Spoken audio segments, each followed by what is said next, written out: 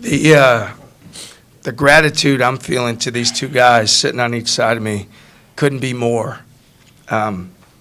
They came to this program and wanted that type of opportunity to play in front of an amazing fan base, to lead a team, to show how important character and daily habits is in everything that they do.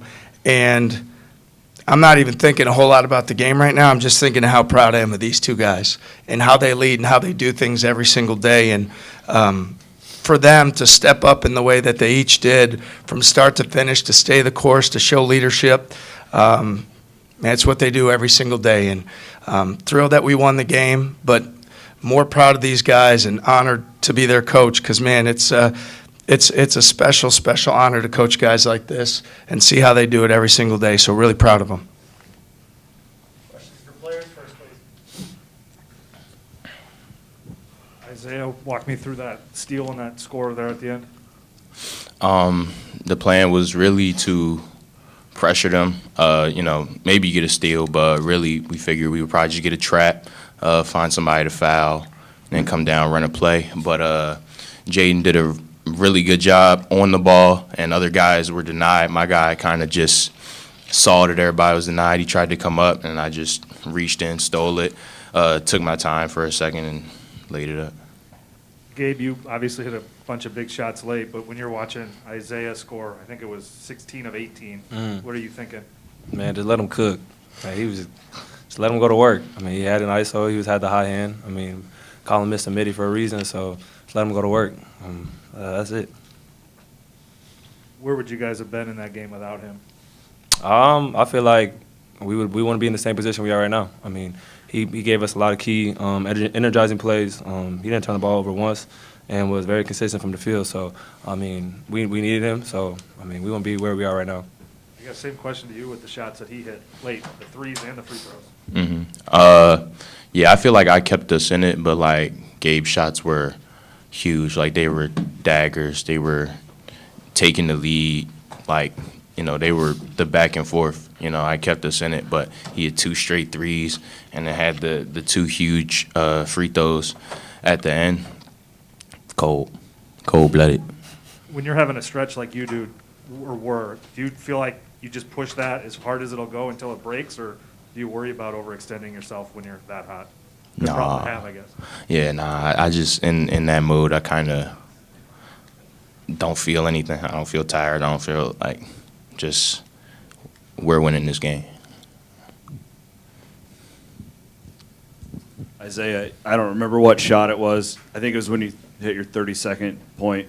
You kind of turned to the crowd and did what was going through your mind right then? Just, hey, I'm hot. They keep putting whoever they got on me, and that just keeps happening.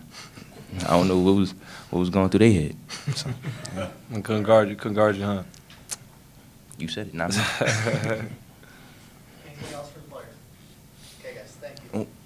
We have one more. Just to win this way in general, guys, can you talk about that from a team perspective, what it means? You've won 3 in a row. You probably feel like you're rolling a little bit, even though there was tons of adversity tonight.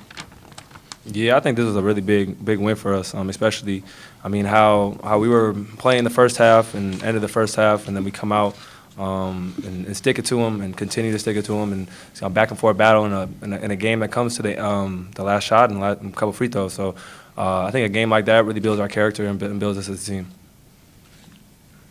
All right, guys, thank you. Good job.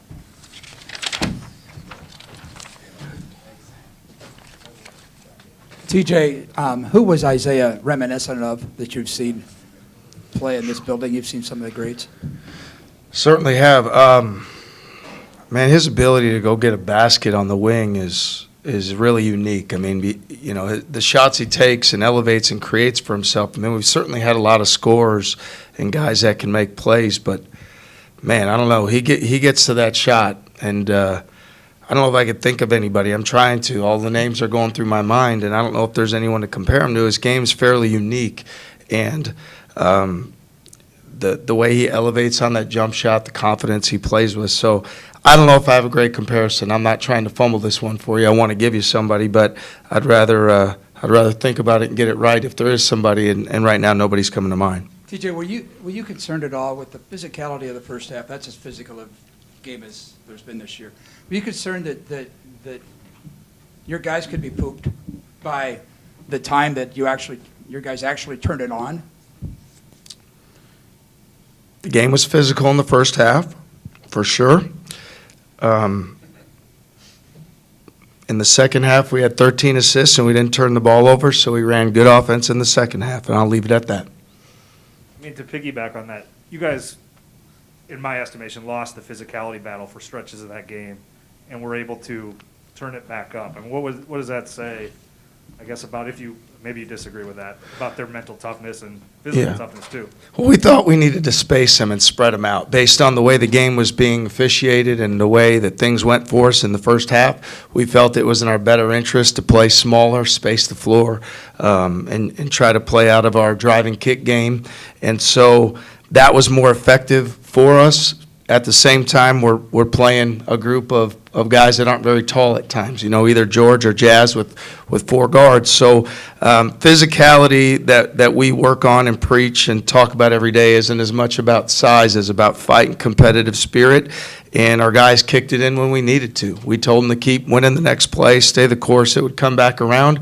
Would have liked for that to happen a little bit sooner, but fortunate that it did. And like I said, they got a lot of bodies, there's a lot of physicality, but it does say a lot about the competitive spirit about the guys that we had on the court and how they competed.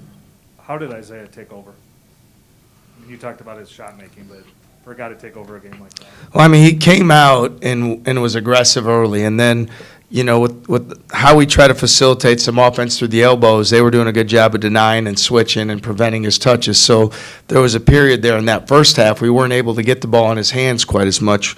And so we really talked about at halftime how we could space them the best, not just for Izaiah, but to open the court up for our guards as well. And he did a great job staying aggressive. The thing I'll say about him, he's got a very short-term memory. So even though some guys would get frustrated, they weren't getting the ball, Izaiah just kept coming back. And then when the ball kept hitting his hands there in that stretch, man, he was electric. TJ, late in the game, I lost track of how much time was left during all this, but you guys had the full court press on. You had Jaden on the ball. He stole the ball. I assume it was Brockington. I can think it was Brockington that made the basket.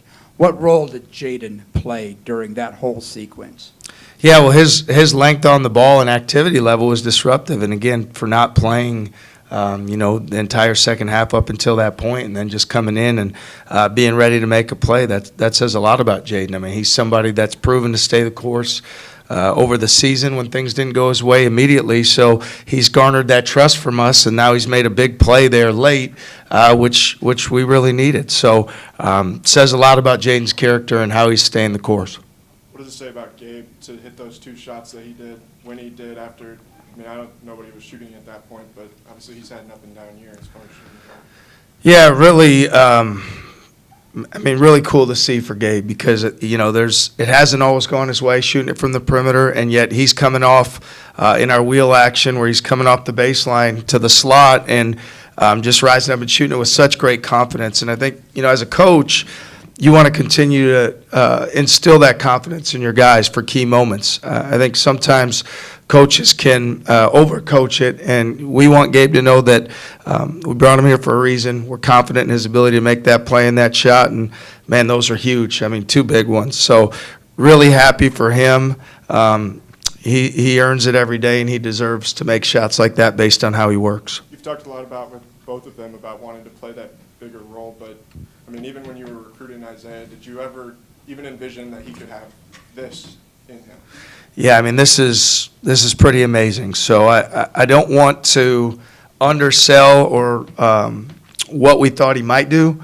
To me, a lot of times when you recruit guys and then they tell you what they want to do, and then you talk to them about how do you work, what are your habits, how much do you put into it, and I'm telling you, like, when we practice every day and we do a closeout, he's the first guy in line, and his energy and enthusiasm is off the charts. So my experience has been a lot of the great players that play here do those things, and so his confidence continues to grow. Certainly we didn't expect this, but when you see what he does every single day, like, man, 10 times out of 10, you'll take those guys and go to war with them, and they're going to keep getting better. And it's really cool to see his continued development and the confidence he's playing with right now, because it's terrific. I won't ask you to be a bracketologist, but what does a win like this do for you guys in the big picture context?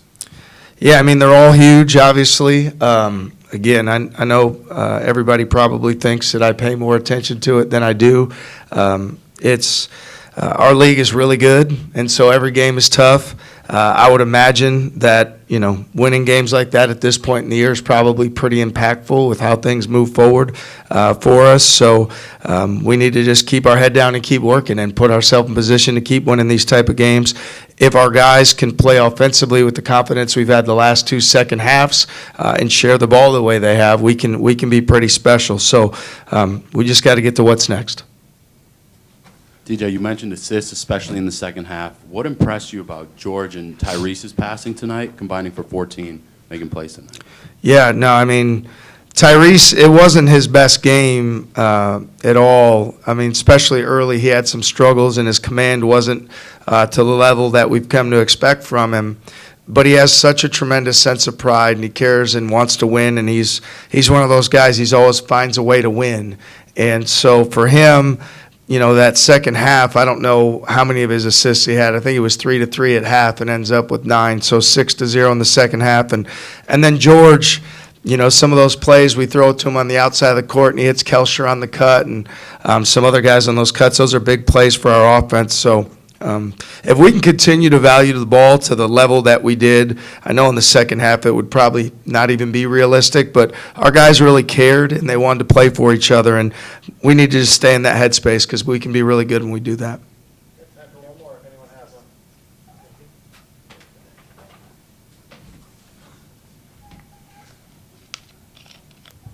one. We're used to the environments on Saturdays, right? But on a Wednesday, the pandemonium in this place, kids got class the next day, people got to go to work. I guess just what can you say about the way it felt in here tonight? Yeah, it's amazing. I mean, there was a stretch on Saturday where it was so good in there as our offense got going. And tonight, the way our fans stayed with us and continued to show that support and energy, the humility and gratitude we have and the choices they make to come support us on a 6 o'clock game on a Wednesday. We know that people have to take off work early and figure out who's going to drive kids around and all those things. And that's why it's really special to be a Cyclone. We got the best fans in America, people who really care. They have that passion, enthusiasm, and I think that's what Cyclone or what Hilton Magic is the players playing with that passion, enthusiasm, the fans bringing it, and everybody giving what they have. So we're really appreciative.